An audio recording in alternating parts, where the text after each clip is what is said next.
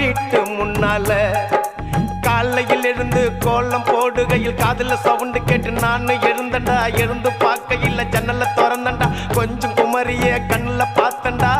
அவ என்ன பார்த்தா, நான் அவளை பார்த்த.